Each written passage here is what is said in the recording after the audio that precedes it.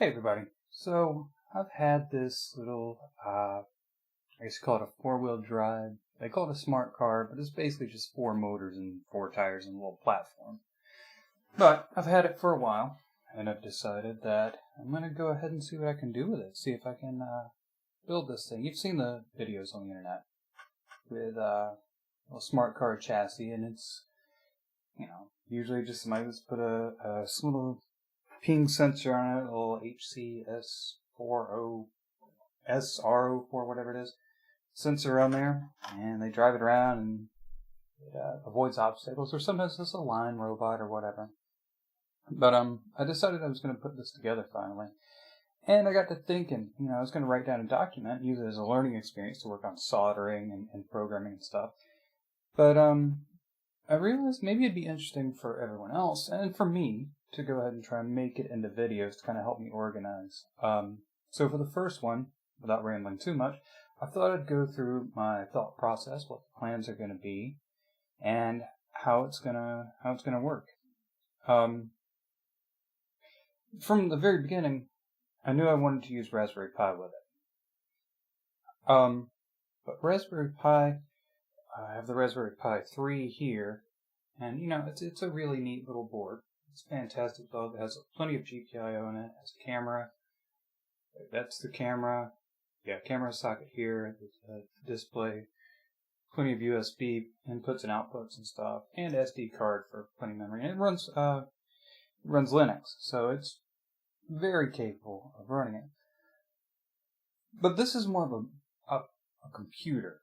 It's the brains of the thing. And I got to thinking, because of the way the operating system works, I wanted to do some things like monitoring this. I want to get it.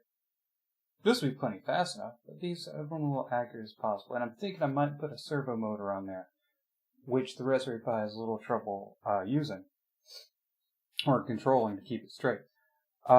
So I decided what I'm going to do is, since this is more of muscles, I'm going to use the Arduino Uno, which this obviously isn't an original Uno, an official Uno. It's a clone board, but functionally it runs the same way. It has the same GPIO, the same headers, the same input and voltage. The only real difference is it has the USB-B or USB micro instead of USB-B like you would see on the Arduino Uno revision 3.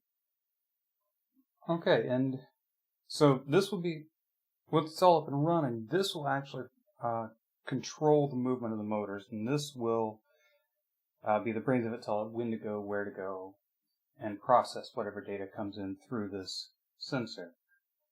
To control it, or to control the motors, since I have, most of these are done with 2 motors, and they can get by with one of these sensors, but I'm going to be using 2 of our motor controllers. These are L293Ds. I'm going to be using 2. I'm going to have one for the I think I'm going to do one for the back set, one for the front set of motors, and have it controlled like that through the Arduino Uno. Although I may do one for each side. I haven't really decided yet exactly how I'm going to do that. And I am going to use, another thing you don't often see on these tutorial things is people actually utilizing the encoder wheels. And I'm going to use those.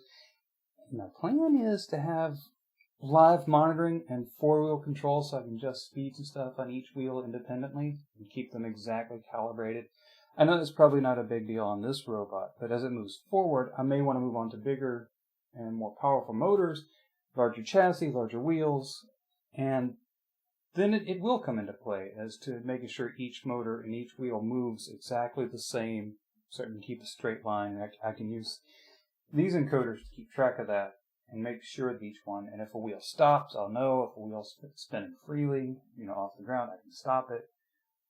Any number of different little scenarios.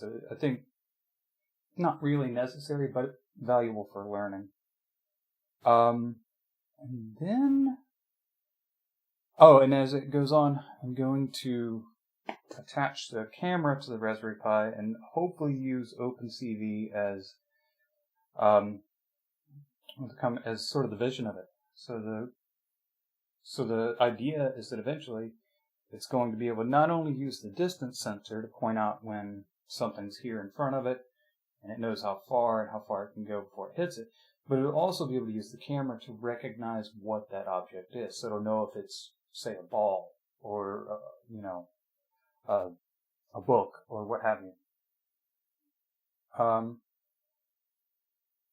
And that's where it's going to go for now, I think. And I think it'll be interesting to see how this works out and how it goes. So far, I have actually messed with the, where is it? Here it is. The sensors, the encoder sensors a little bit. These are, I think, HY something. I'll have to look it up. But they're just your generic sensor. These little sensors here. They're just the simple generic sensor where this encoder wheel slides between it, and each time the light beam is broken, or triggers. And there's a couple of ways to wire these, and I'll probably go through that later more in depth. We've got the motor control figured out and all that stuff. So I'm just going to end it here. I just thought it'd be interesting maybe to do one where people can see it start to finish from a beginner. And I don't know, maybe we'll have a little fun along the way. Maybe you guys can help me learn some stuff. Maybe you'll learn some stuff. We'll see. So have fun. Hopefully I'll have a new video up Monday showing some of the stuff I've actually done. So